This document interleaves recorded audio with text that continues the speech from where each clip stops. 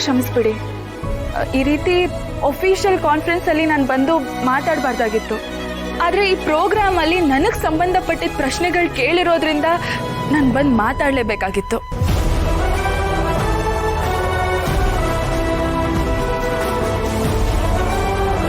ಅದು ಅಲ್ಲದೆ ಇವತ್ತು ಫಾದರ್ಸ್ ಡೇ.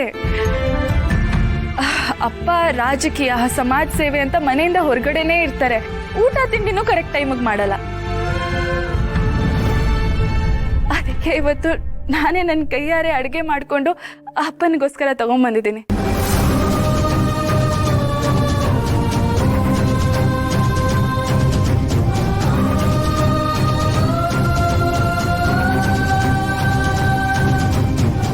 ಫಾದರ್ಸ್ ಡೇ ದಿನ ಅಪ್ಪನಿಗೆ ನಾನೇ ನನ್ನ ಕೈಯಾರೆ ಊಟ ಮಾಡಿಸ್ಬೇಕು ಅನ್ನೋದೇ ನನ್ನ ಆಸೆ.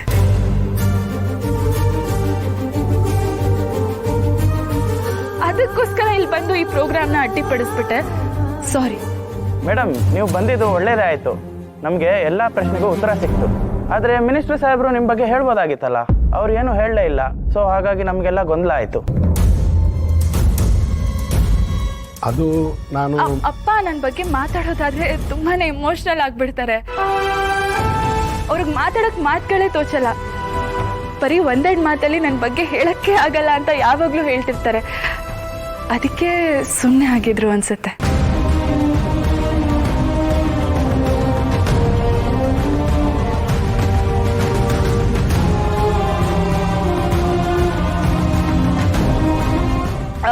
ಈಗಾಗಲೇ ತುಂಬಾನೇ ಟೈಮ್ ಆಗೋಗ್ಬಿಟ್ಟಿದೆ.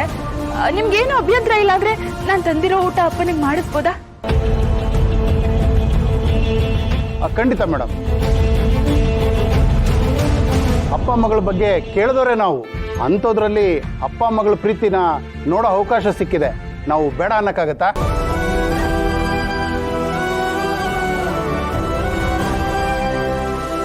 ಅಪ್ಪ ಬನ್ನಿ.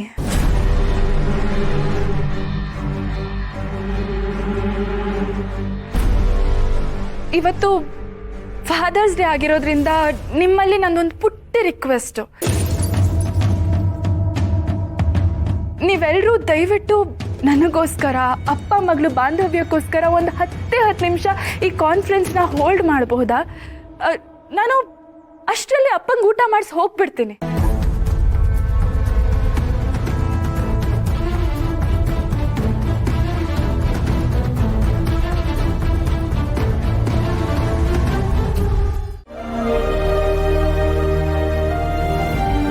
ಬರೀ ಅಷ್ಟು ಮಾತ್ರ ಅಲ್ಲ, ನಿಮ್ಮ ಹೆಣ್ಮಕ್ಳು ಖುಷಿಯಾಗಿರ್ಬೇಕು, ಸಂತೋಷವಾಗಿರ್ಬೇಕು ಅಂದರೆ ನಿಮ್ಮ ಆರೋಗ್ಯ ಚೆನ್ನಾಗಿರ್ಬೇಕು.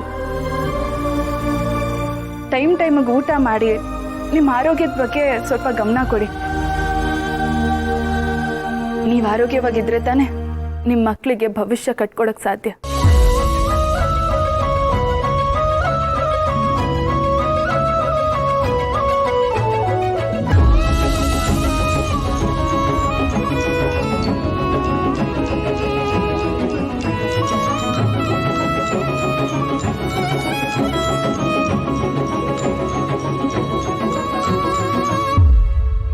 ಅಪ್ಪ,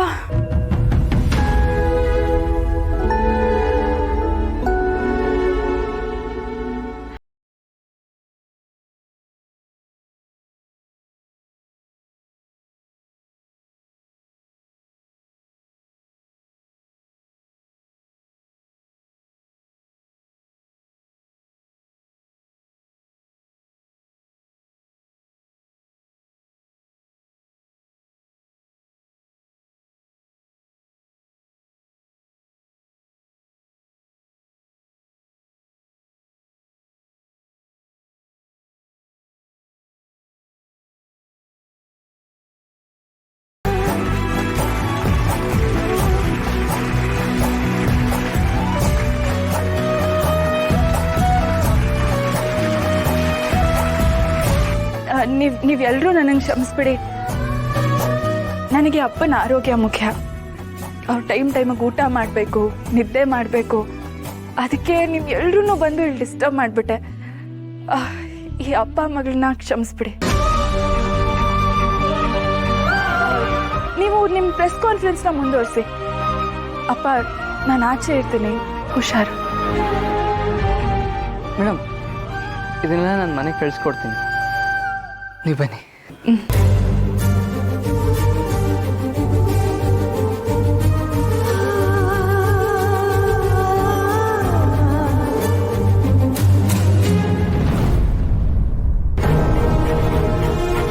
ಕುರಿ ಕುರಿ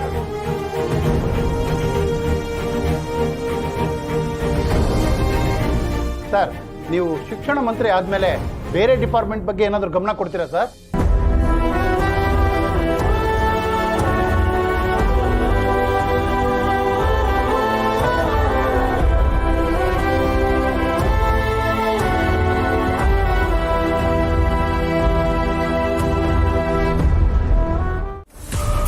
ನಾವು ಬೆಂಕಿ ಹಚ್ಚಿದ್ರೆ ಆ ಬೆಂಕಿಯಲ್ಲಿ ಅವ್ರು ಬಿಸಿ ಕಾಯಿಸ್ಕೊಳ್ತಾರೆ.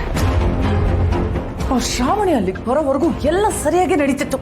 ಅವ್ಳು ಯಾವಾಗ ಅಲ್ಲಿಗೆ ಹೋದ್ಲು ಎಲ್ಲ ಹಾಳಾಗೋಯ್ತು. ಅಲ್ಲ, ಇಷ್ಟಕ್ಕೂ ಅವಳು ಯಾಕೆ ಅಲ್ಲಿಗೆ ಹೋದ್ಲು? ಅವಳಿಗೆ ಅಲ್ಲಿ ಏನು ಕೆಲಸ ಇತ್ತು ಅಂತ ಅವಳು ಅಲ್ಲಿಗೆ ಹೋದ್ಲು? ಇಲ್ಲಮ್ಮ, ಇದರಲ್ಲಿ ಬೇರೆ ಯಾರ್ದೋ ಕೈವಾಡ ಇದೆ. ಶ್ರಾವಣಿಗೆ ಇಷ್ಟೊಂದೆಲ್ಲ ಮಾಡೋದಕ್ಕೆ ಧೈರ್ಯ ಬರೋದಕ್ಕೆ ಚಾನ್ಸೇ ಇಲ್ಲ.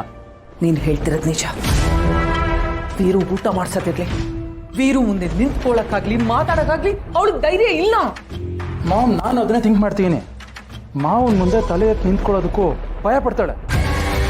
ಅಂಥದ್ರಲ್ಲಿ ಊಟ ತಿನ್ನಿಸ್ತಾಳೆ ಅಂದರೆ ಇದನ್ನ ಅವಳಾಗೆ ಯೋಚನೆ ಮಾಡಿರೋದಕ್ಕೆ ಸಾಧ್ಯ ಇಲ್ಲ. ಗುರಿ ಇಟ್ಟಿದ್ದು ನಾವು, ಆದರೆ ಆ ಗುರಿಗೆ ಹೊಡೆದಿದ್ದು ಅವಳು. ಅವಳು ಈ ರೀತಿ ಪ್ರತಿ ಸಲ ಗೆಲ್ಲೋದಕ್ಕೆ ಅವಳು ಬೆನ್ನಿಂದ ಯಾರ್ದೋ ಕೈ ಇದೆ.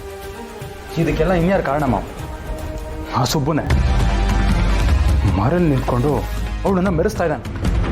ಪ್ರತಿ ಸಾರಿ ನಮ್ಮ ದಾರಿಗೆ ಅಡ್ಡ ಬಂದು ನಮ್ಮನ್ನ ಸೋಲಿಸ್ತಾ ಇದ್ದಾನೆ. ನಮ್ಮ ಕಣ್ಣಿಗೂ ಬೀಳ್ದೆ ಮಾವಂಗೂ ಶ್ರಾವಣಿಗೂ ಬೆನ್ಗಾವಲಾಗಿ ನಿಂತಿರೋವನೇ ಅವನು.